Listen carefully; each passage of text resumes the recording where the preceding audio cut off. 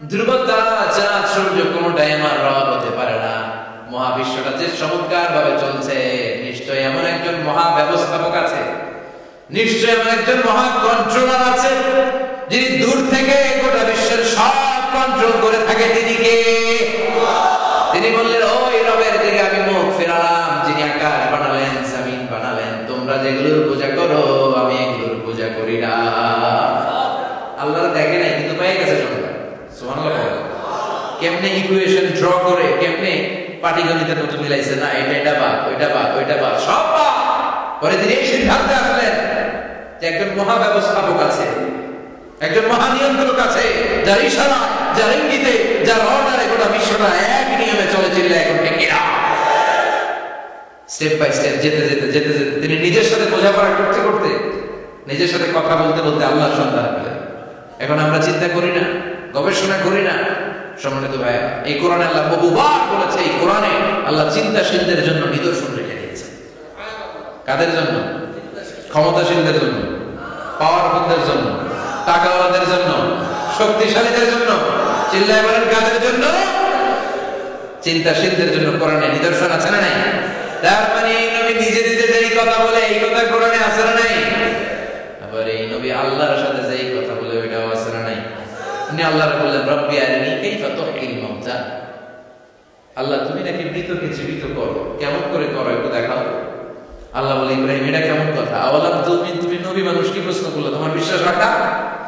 আওয়ালাম তুমিন, বিশ্বাস হয় না? তুমি তো নবী, যেন নবী নও, তুমি খলিল, তোমার বিশ্বাস হয় না? এটা কেমন প্রশ্ন? সাইয়েদনা ইব্রাহিম বললেন, বালা, বিশ্বাস হয়, ওয়ালাকিন ইয়াতমাইন্না কলবি, কিন্তু দেখলে ভালো লাগবে, দেখলে ভালো লাগবে, অন্তরটা ঠান্ডা হবে। যেন সবকিছু দেখে নেবেন। বাজারে মাছ কেনার সময় কথা কেন, কিভাবে নেবেন? মুরগি কেনার সময়, হ্যাঁ, সব কিছুর সময়, বিয়ে করার সময় কথা কয় না? শরম পাইছে? জোরে বলেন। বিয়ের সময় বিশ্বনী বলেছেন, দেখে নাও। সুবহানাল্লাহ পড়া, দেখে নাও, দেখে শুনে নাও। ক্লারিফিকেশন খুব দরকার। এইটা না থাকলে সমাজে অনেক ভেজাল। কথাগুলো খেয়াল রাখবেন। রব্বি আরিনি কাইফা তুহয়িল মাউতা, আল্লাহ তুমি নাকি মৃতকে জীবিত করো। আল্লাহ বললেন, তোমার বিশ্বাস হয় না? সাইয়েদনা ইব্রাহিম বললেন, অবশ্যই হয়, কিন্তু দেখতে ভালো লাগে, দেখলে অন্তরটা ঠান্ডা হবে। সুবহানাল্লাহ পড়া। এজন্য সবকিছু ক্লিয়ার হয়ে নেবেন, ক্লিয়ার কাট, সুনিশ্চিত হয়ে নেবেন, দেখে নেবেন, বুঝে নেবেন। এরকম অনেক ঘটনা ঘটে। আপনার বন্ধু 10,000 টাকা ঋণ নিয়েছে, যেদিন ঋণের টাকা ফেরত দেওয়ার কথা দিছে, বান্ডিল পকেটে ভরে নিয়েছেন, আপনি দেখেন নাই। ভাবছেন বন্ধু মানুষ ঠিকই তো দিছে, ও ঠিকই দিছে। বাড়িতে যায় দেখেন ওইখানে 9,500 টাকা। কথা বল, 500 টাকার নোট একটা নাই। এখন ওর সাথে ঝামেলা আছে না নাই? ওর গণনায় ভুল হতে পারে কি পারে না? ও বলবে আমার গণনায় 10,000 ছিল, ও কইবো আমি পাই নাই। কিলাকিলি আছে না নাই? ঝামেলাটা এই কারণে আপনি দেখে নেন। কথা বলেন। অনেকে বিদেশে যায়, বন্ধু বান্ধবরা অনেক কিছু প্যাকেট করে দেয়, আমার ভাইয়ের জন্য নিয়ে যায়। এক ঘটনা আছে, দুবাইয়ের এক ভাই তার বন্ধুকে কিছু জিনিস দিছে তার ভাইয়ের জন্য। সে বলে দিছে যে আমার ভাইয়ের ডায়াবেটিক্স এর রোগ, একটু ওষুধ নিয়ে যাবা। তার বন্ধু তো নরম মনের মানুষ, বিশ্বাস করে নিয়ে গেছে। এয়ারপোর্টে ওরা ধরছে, ওটার ভিতরে ছিল হিরোইন। ভিতরে কি ছিল? এই জন্য ক্লারিফিকেশনের দরকার আছে না নাই? আপনি ক্লারিফাই করে নিলে কোনো সমস্যা হবে? সাইয়েদনা ইব্রাহিম বললেন, বালা ওয়ালাকিন ইয়াতমাইন্না কলবি, আল্লাহ অবশ্যই বিশ্বাস করি, কিন্তু দেখতে পারলে কলিজাটা ঠান্ডা হয়ে যাবে। বিশ্বনবীর অভ্যাস ছিল ওনার স্ট্যান্ডিং পয়েন্ট উনি ক্লিয়ার করে দিতেন। বুখারীর বর্ণনা, ওনার স্ত্রী আমাদের আম্মা জান সাফিয়া বিনতে হুয়াই ইবনে আখতাব, সাফিয়া বিনতে হুয়াই ইবনে আখতাবকে নিয়ে উনি ইতিকাফ অবস্থায় মসজিদে বসে আছেন। আলো আবছা অন্ধকার। সাফিয়া বিশ্বনবীকে বিদায় দিয়ে বের হয়ে যাবেন। ইন দ্য মিন টাইম বিশ্বনবী দেখলেন দুইজন সাহাবা হেঁটে যাচ্ছে। সাহাবারা হুট করে বিশ্বনবীর দিকে তাকালেন। তাকিয়ে দেখে বিশ্বনবীর সাথে একজন মহিলা নেকাব পরা। দেখেই সাহাবারা মুখটা ঘুরিয়ে দ্রুত চলে যেতে লাগলেন। বিশ্বনবী বললেন, এই আমার স্ত্রী কুমার দাঁড়াও। বুখারীর বর্ণনা। বিশ্বনবী ওখানে গেলেন, যে বললেন, সাহাবারা আসসালামু আলাইকুম। ওয়া আলাইকুম আসসালাম। ইন্নাহা উম্মুকুম সাফিয়া, ওই যে পর্দার আড়ালে একটা মহিলার সাথে আমরা বসা দেখছো, এটা তোমাদের মা, আমার স্ত্রী সাফিয়া। সাহাবারা বললেন, সুবহানাল্লাহ, ইয়া রাসূলুল্লাহ, আপনি এটা ব্যাখ্যা দিতে এসেছেন কেন আমাদের কাছে? আমরা কি কিছু মনে করেছি নাকি? আপনি কোন মহিলার সাথে বসা মানে তো আমাদের আম্মা জানের সাথেই বসা। বিষ্ণু বললেন না, তোমরা মনে করো নাই, কিছুক্ষণ পর শয়তান তোমাদের হৃদয়ে খুঁতখুঁতানি ঢুকায় দেয়। যাওয়ার সময় মনে মনে ভাববা, কিরে নবী কাল লাগে বসা না আম্মা জানার সাথেই বসা। একটু পরে নাকি অন্য কেউ ছিল, না না কেউ ছিল, নবীর স্ত্রী ছিল। আসলে কি স্ত্রী ছিল না অন্য কেউ ছিল? এই যে খুঁতখুঁতানি, খুঁতখুঁতে স্বভাবের একটা ভাব মনের মধ্যে শয়তান ঢুকাই দিতে পারে কি পারে? এজন্য ক্লিয়ার হয়ে গেল, ক্লিয়ার হয়ে যাওয়া সুন্নাত, ক্লিয়ার হয়ে যাওয়া। আল্লাহ আমি ক্লিয়ার হতে চাই, ক্লিয়ার হওয়া সাইয়েদনা ইব্রাহিমের সুন্নাত। সুবহানাল্লাহ বলেন। আল্লাহ কেমন করে মৃতরে জীবিত করো তুমি দেখাও। আল্লাহ বললেন, চারটা পাখিরে টুকরা টুকরা করো, জবাই করো, টুকরা টুকরা করো, পায়ের সাথে মাথা মিশাও, মাথার সাথে কলিজা মিশাও, টুকরা টুকরা করে ওই পাহাড়ের মধ্যে ছিটিয়ে দিয়া, এরপরে এই পাশে এসে সুম্মা তুহুন্না ইয়াতিনাকা সাইয়া, আমার নামে পাখিগুলোরে ডাক দাও। উনি এই পাশে এসে আল্লাহর নামে টুকরো টুকরো করে ছিটিয়ে দিয়ে আসা পাখিগুলোরে ডাক দিতে দেরি মুহূর্তে পায়ের সাথে মাথা, মাথার সাথে বডি লেগে জীবিত হয়ে পাখিগুলো দৌড়ে সাইয়েদনা ইব্রাহিমের কাছে চলে এসেছে। আল্লাহ কোরআন সাক্ষী, ইয়াতিনাকা সাইয়া। এই যে আল্লাহর সাথে উনার কি ডায়ালগ মারছেন, এটা কোরআনে আছে না? এরপরে উনি ওনার কলিজার টুকরা ছেলে সাইয়েদনা ইসমাঈলের সাথে কি ডায়ালগ মারলেন, সেটাও কোরআনের ভেতরে আছে না? নাই? ফালাম্মা বালাগা মা'আহু আস-সা'য়া ক্বালা ইয়া বুনাইয়া ইন্নী আরা ফিল মানামি আন্নী আযবাহুক ফানজুর মাযা তারা। তিনি ছেলের ডাকে বললেন, আমার কলিজার টুকরা ছেলে ইসমাঈল, গত রাতে আমি স্বপ্ন দেখেছি যে আমি তোমাকে জবাই করছি। ফানজুর মাযা তারা, তোমার অভিমত কি, অপিনিয়ন কি জানাও। সুবহানাল্লাহ বলেন। ছেলেরা বললেন, আমি স্বপ্নে দেখেছি তোমার জবাই করতেছে, তোমার অভিমত কি? আমগরে যদি আমরা আব্বারা কইতাম আমার দেখেন না, বড়রা দেখছে কথা কয়, বড়রা কইতো আমার না মাইজারা দেখছে, মাইজারা কইলে কইতো ছোটরা দেখছে কথা কয়। আমরা এটা কইতাম না? 100% আমরা এরকম উত্তর দিয়ে দিতাম, চিল্লায় কোন ঠিক কিনা? কিন্তু সাইয়েদনা ইসমাঈল কেমন ছেলে, বাপ কা বেটা সিপাহি কা ঘোড়া, কুছ না হতো থোড়া থোড়া, ঠিক কিনা? ছেলে বলল, ইয়া আবাতি ফাআল মা তুমার সাতাজিদুনি ইনশাআল্লাহু মিনাস সাবিরিন। কি ছেলে, আঙ্গুটিও বলা ওইটাও বলা, পার্থক্য আছে না? নাই? ছেলে কয়ে, বাবা আমি তো ডরাই না, আমি ডরাই আপনারে লইয়া। আপনি ডরান কিনা? আপনি ভয় পেয়ে যান কিনা ওই টেনশনে আমি আছি। আপনি যেমন এত মায়া করেন, আপনি যেমন এত ভালোবাসেন, আমাকে শুইয়ে দিয়ে যে জবাই করবেন, ফিরকি দিয়ে যে রক্ত ছুটবে, আপনি ভয় পেয়ে যান কিনা ওই ভয় আমি পেয়ে যাও। আমার অন্তরে কোনো ভয় নাই। ইয়া আবাতি ফাআল মা তুমার, বাবা যেমনটা আদেশ হয়েছে ঠিক তেমন তেমন করেন। সাতাজিদুনি ইনশাআল্লাহু মিনাস সাবিরিন, ইনশাআল্লাহ আপনি আমাদের ধৈর্যশীল পাবেন। এরকম ছেলে আমাদের ঘরে ঘরে থাকার দরকার আছে না নাই? তার মানে বাপ বেটা কি ডায়ালগ মারছে কোরআনে তুলে দিল কে? আমার সাইয়েদনা ইব্রাহিম এলাকার লোকদের সাথে কি কি ডায়ালগ মারলেন সেটাও কোরআনে আছে না নাই? তিনি বললেন, মা হাযিহি তামাসিলুল্লাতী আনতুম লাহা আকিফুন। ও এলাকার লোকেরা, নিজের হাতে মূর্তি বানিয়ে মাথাটাকে নিচু করে ওম নমো ভগবতী কেন পড়ো? কেন কেন? ক্বালু ওয়াজাদনা আবানা লাহা আবিদিন। দেখেন কনভারসেশন কি এক পক্ষের হয়? কথোপকথন করতে হলে কয় পক্ষ লাগে? উনি বললেন, এই মূর্তিগুলোর সামনে তোর মাথা নত করে দাঁড়িয়ে থাকিস কেন? তারা বলল, ওয়াজাদনা আবানা লাহা আবিদিন, আমরা আমাদের বাপ দাদাদেরকে দেখছি এরকম করতে, জন্য আমরাও করি।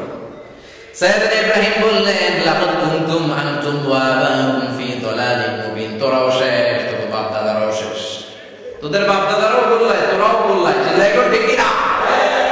কি কনভারসেশন। এরপরে বাৎসরিক পূজা অনুষ্ঠানের দিন আসে। কিছুদিন আগে একটা হয়েছে না সরস্বতী, এটা বোধহয় হিন্দু ভাইদের বিদ্যার দেবী। এরা এক একজনের কাছে এক একটা জিনিস নিয়ে যাওয়া লাগে। আমরা সব জিনিসটা একজনের কাছে, তিনি কে? এটা কঠিন না সহজ? বিদ্যার জন্য ওই মন্দিরে, সৌন্দর্যের জন্য এই মন্দিরে, খাদ্যের জন্য দুর্গার কাছে, ঝামেলা না? আমরা সব কিছুর জন্য একজনের কাছে যাই, তিনি কে?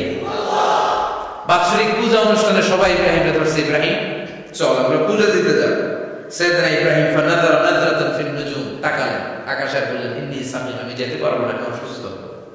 আমি কি আসলে সুস্থ ছিলেন? তো অসুস্থ বললেন কেন? কারণ অসুস্থতা দুই ধরনের, চিল্লায় বলেন, একটা শারীরিক আর একটা। সাইয়েদনা ইব্রাহিম মানসিকভাবে প্রচন্ড বিপর্যস্ত ছিলেন, অসুস্থ ছিলেন। এর কারণ গোটা উম্মাহ মূর্তির পূজা করে। এই দৃশ্য দেখে কোন নবী মানসিকভাবে সুস্থ থাকতে পারে?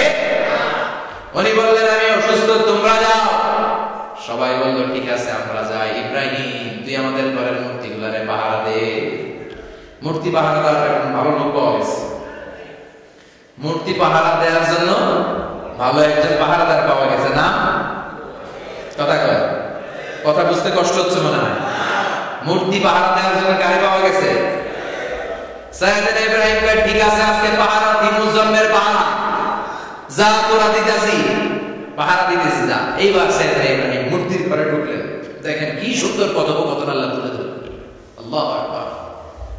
মূর্তির ঘরে, দেবীর ঘরে ঢুকে উনি ঘুরে ঘুরে তাকায়, দেখে একটা এমনি আরেকটা ব্যাগ, 14-15টা হাত দিয়ে তাকায়। উনি সবগুলোর সামনে এভাবে তাকায়, দেখে এক একটা চেহারা, একটা হাতি গণেশ স্টাইল, আরেকটা এরকম, আরেকটা নারী, আরেকটা বাঘের, আরেকটা তলোয়ার নিয়ে আইতাছে কোপায় হওয়া আছে না নাই? সবগুলোর সামনে যায়, যে দেখে আর অবাক, কত ধরনের খোদার কাছে এরা কত কিছু চায়। আর যে দেখে প্রত্যেকটার সামনে ডেজার্ট সাইডে মিষ্টান, এক একটার সামনে রসমালাই, এক একটার সামনে কালো জাম, লাল জাম, রসগোল্লা, চামচাম, দুধ মালাই, মালাই সব আছে না নাই? যে পানি চলে আসছে নাকি? তো সাইয়েদনা ইব্রাহিম অবাক, কি এত মূর্তি, এত ডিজাইন, এত ভাবে আর অঙ্গভঙ্গি করে আছে, এত খাবার দেয়া, খায় না কেন? সাইয়েদনা ইব্রাহিম ভাবলেন মনে হয় নাগাল পাই না, আমি একটু তুলে ধরি। উনি রসমালাইয়ের বাটিটা নিয়ে যেটা হা করে আছে ওইটার সামনে যায়, কয় খা। কি কয়? বানাই খেতেছিল না। ফারাগা ইলা আলিহাতিহিম, মূর্তিগুলোর কাছে গেলেন। ফাকালা আলা তাকুলুন, খাবি না? এই খাবি না তাহলে আমি কিছু খা। কোরআন থেকে বলছে, ঠিক কি না? উনি ভাবলেন ওরা হয়তো খেতে পারে না, নাগাল পাচ্ছে না, কিংবা আমার দেখে লজ্জা পাচ্ছে। নিজ থেকে রসমালাইয়ের বাটি তুলে ধরলেন, উনি বললেন খা। আর ওগুলা কয় হা হা করে বলছে, নরেও না চলে। উনি মুখের সামনে তুলে ধরে বললেন আলা তাকুলুন, খা। সবগুলোর সামনে গেলেন, খা খা। কেউ খায় না, ওগুলো হা করে আছে। সাইয়েদনা ইব্রাহিম বললেন খা। কেউ কথা কয় না। উনি বললেন খাবি না কেন? তাইলে কথা কও। এই যে কষ্ট করে উড়াইলি, মুখের সামনে দিলাম, খাবি না কেন? কথা বল। আলা তাকুলু, খাবি না কেন? কথা বল। মা লাকুম লা তাতাকাল্লামুন, খাবি না কেন? মা লাকুম লা তানতিকুন, হয় খা নয় কথা কও। বলতেই লাগে খা খা। প্রত্যেকটা মূর্তির সামনে গেলেন, খা। ওগুলো করে আছে হা, কোনো কথা কয় না। কয় কেন খাবি না? তাহলে কথা কয়। খায় না, কথাও কয় না। আপনার ছেলে বায়না ধরছে, আপনার চানাচুর খান। কি খান? চানাচুর কিনে দিলেন, এই নে চানাচুর, এখন চানাচুর খায়। কিরে বাপ খাবি না? কথাও কয় না, খায়ও না, কথাও কয় না। এখন বাকি আছে কোনটা? কথা কয়। ফারাগা আলাইহিম দারবাম বিল ইয়ামিন, ডান হাতে কোপানো শুরু করলেন। ইচ্ছা মতো ঘুষি কিল মারতে মারতে মূর্তিগুলোর সাইজ। ফারাগা আলাইহিম দারবাম বিল ইয়ামিন, এক একটা নবীর হাতে জান্নাতি শক্তি দিয়েছে কে? খা নাইলে কথা কও। খায় না, কথাও কয় না, বাকি আছে। মাইর মারতে শুরু করলেন, মারতে মারতে সব শেষ। তারপরে খুঁজে পেলেন একটা কুড়াল। কি পেলেন? কুড়াল দিয়ে মারতে আরো সুবিধা, খালি এটা এভাবে মারে, ওইভাবে মারে। মারতে মারতে যতগুলো মূর্তি ছিল সবগুলো মেরে বড় মূর্তিটার গায়ে মারতে যাবে, ইন্টারমিডিয়েট স্টপ না, এটারে মারো না। ফাজআলাহুম জুদাদান, সবগুলোর টুকরা টুকরা, ইল্লা কাবীর, আল্লাহুম, বড়টা ছাড়া ওইটারে রেখে দিলেন। আর বুদ্ধি করে কুড়ালটারে বড়টার কাঁধে ঝুলাইয়া দিলে, বড় মূর্তিটার কাঁধের মধ্যে ঝুলাইয়া দিলেন। ঘটনাটা সুন্দর হয়েছে না? এখন কেমন যেন মনে হয় এটা কোপাইয়া দাঁড়া গেছে বাবার ঘটনা। বড় পূজা শেষ, পূজার দিনক্ষণ শেষ। বিকেল বেলা পূজা মণ্ডপ থেকে সব এসে দেখে সর্বনাশ। পাহারাদার ইব্রাহিম কই, আনতা ফাআলতা হাদা বিআলিহাতিনা ইয়া ইব্রাহিম। ইব্রাহিম সর্বনাশ কে কইছে? তুই কইছত নি? আইন বড়টাই কইছে, ওইটারে জিজ্ঞেস কর। বাল ফাআলহু কাবীরুহুম হাদা ফাসআলুহুম ইন কানু ইয়ানতিকুন, কোরআন থেকে বলছে, আমি করি নাই। ওই দেখ কোরআনটা কার কারণে বড়টার কান্দে, ওইটারে জিজ্ঞাসা। সবাইকে খাইছে, সবাই বলে ইব্রাহিম তুমি কি জানো না এগুলো কথা বলে না। সাইয়েদনা ইব্রাহিম বলে যে এটা কথা কয় না ওইটার পূজা করস কেন? যেটা কথা বলে না, যেটা নিজেরাই নিজেদেরকে মায়ের থেকে বাঁচাতে পারে না, নিজেরাই নিজেদেরকে রক্ষা করতে পারে না, তোরে কিভাবে রক্ষা করবে? এগুলোর পূজা কেন করিস? ফাবুহিতাল্লাযী কাফার, কারো কোনো জবাব নাই, না জবাব। সবাইকে ইব্রাহিম তুই বড্ড বেড়ে গিয়েছিস, তোর নমরুদের কাছে নেওয়া হবে, রশি দিয়ে পেছি নমরুদের কাছে নেওয়া হবে। নমরুদের নাম শুনছেন? শোনেন নাই বোধহয়, শোনেন নাই? পৃথিবীতে 4 জন বাদশা ছিল যারা গোটা বিশ্বের বাদশা, গোটা বিশ্বের। 2 জন কাফের, 2 জন মুমিন। মুসলমানের একজন হচ্ছে যুলকারনাইন, আরেকজন হচ্ছে সাইয়েদনা সুলাইমান। কাফেরের একজন হচ্ছে বাখতানাসার, আরেকজন হচ্ছে নমরুদ। এই নমরুদের কাছে নিয়ে যাও রশি দিয়ে বেঁধে। এবার নমরুদের সাথে কি ডায়ালগ মারছে এটা তো কোরআনে নাই, কথা বল, এটাও আছে। নমরুদ বলে ইব্রাহিম শুনলাম তুমি নাকি আমাদের খোদাগুলোরে মারছো, তুমি নাকি কোন আল্লাহর ইবাদত করো, তুমি নাকি কোন নতুন রবের তথ্য নিয়ে আমাদের বাবেল নগরীতে আগমন করেছো। আমি ছাড়া কোন খোদা আছে বলে তো আমি শুনি নাই। এই বাবেল নগরীতে আমি ছাড়া কোন খোদা আছে আজকে নতুন শুনলাম। কে তোমার খোদা? কি তার পাওয়া? এবার ডায়ালগ মারা শুরু করলেন সাইয়েদনা ইব্রাহিম। সাইয়েদনা ইব্রাহিম বললেন রব্বি আল্লাযী ইউহয়ী ওয়া ইউমীত, আমার রব এমন রব যিনি জীবন দেয় আবার মরণও দেয়। জীবন দেয় কে? মরণ দেয় কে? নমরুদ বলে তাই আমার আল্লাহ জীবন দেয় মরণ দেয়। আনা উহয়ী ওয়া উমীত। এবার নমরুদ ডায়ালগ মারতেছে, খালি ডায়ালগ, আনা উহয়ী ওয়া উমীত, আমিও তো জীবন দেই, আমিও তো মরণ দেই। সাইয়েদনা ইব্রাহিম বললেন তুমিও যদি আমার আল্লাহর মতো জীবন দাও মরণ দাও তাইলে দেখাও।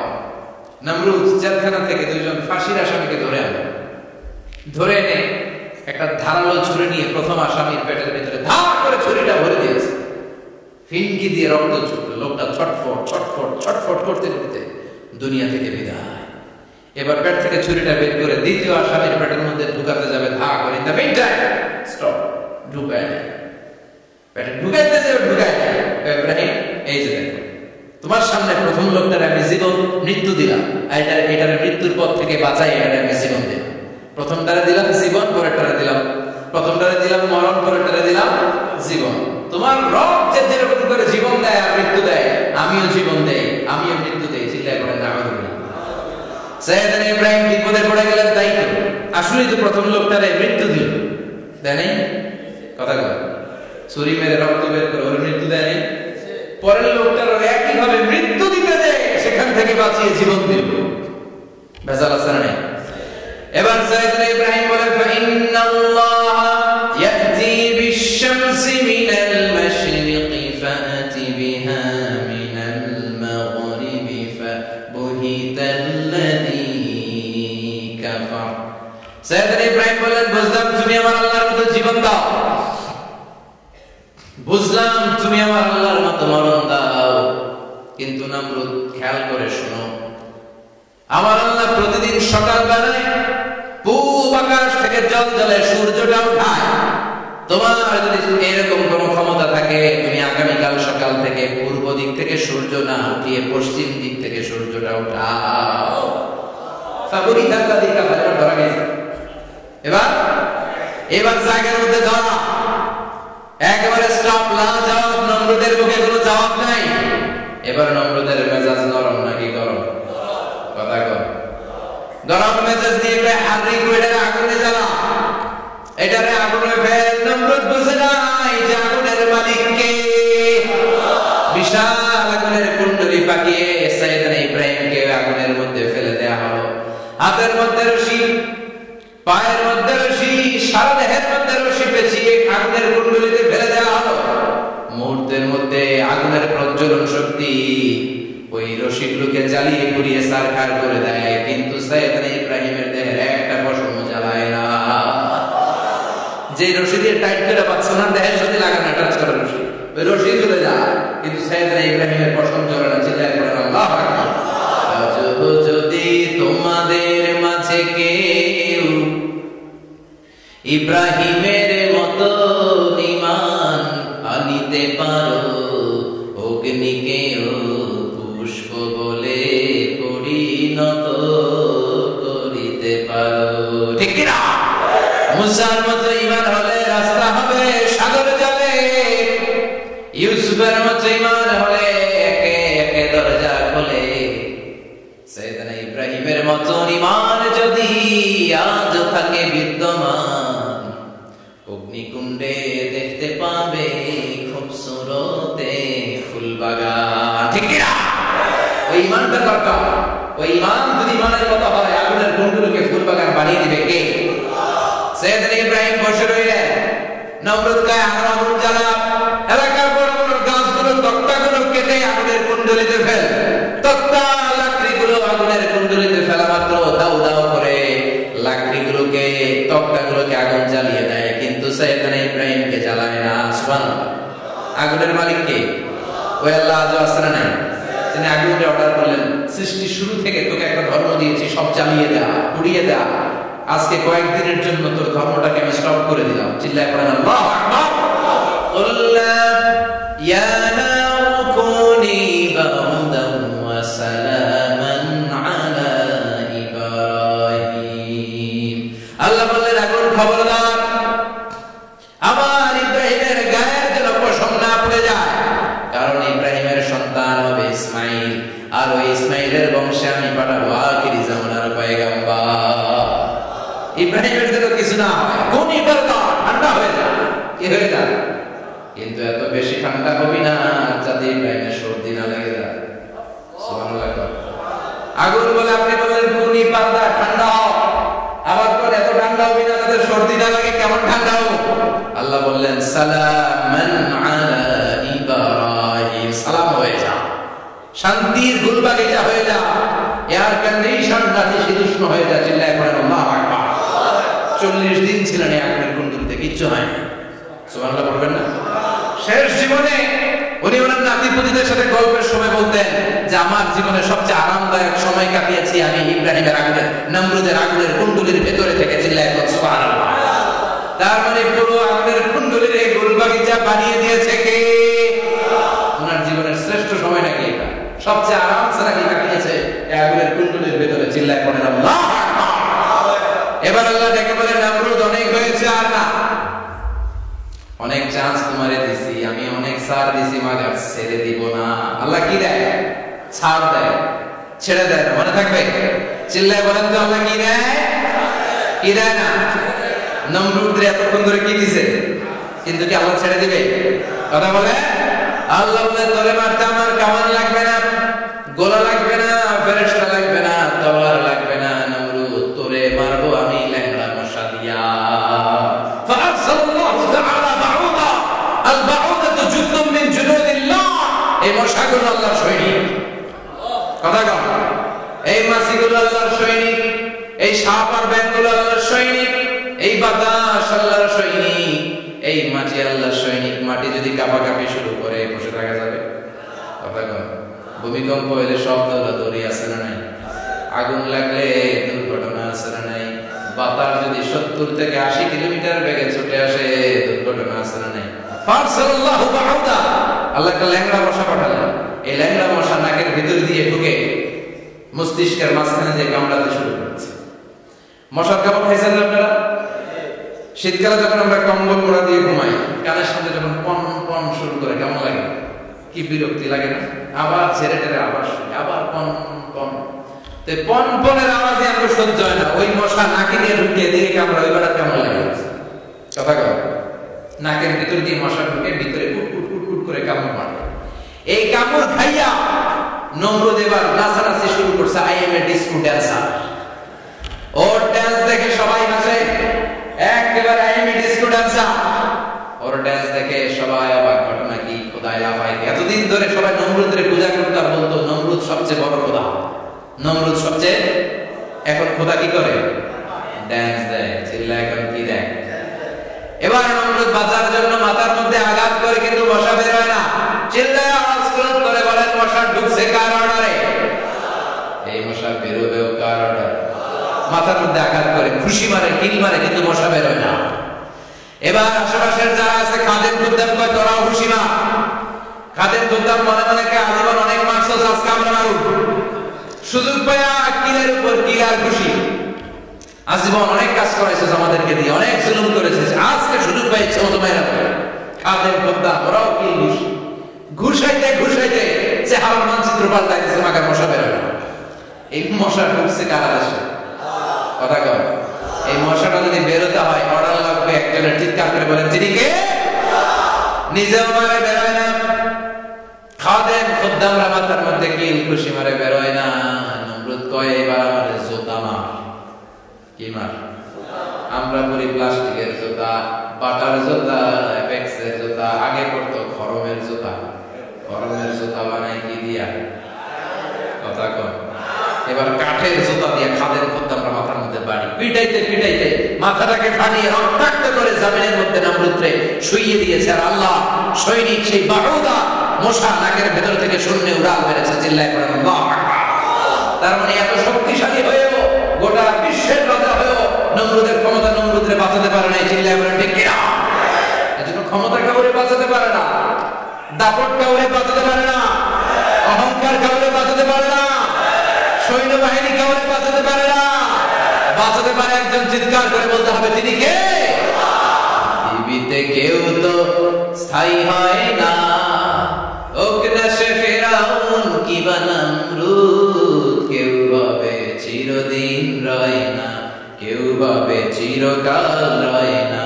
পৃথিবীতে কেউ স্থায়ী হয় না, নামাজে পড়ো আজ দিলে মে তোমার চরণ তলে, হৃদয় যায় নামাজ।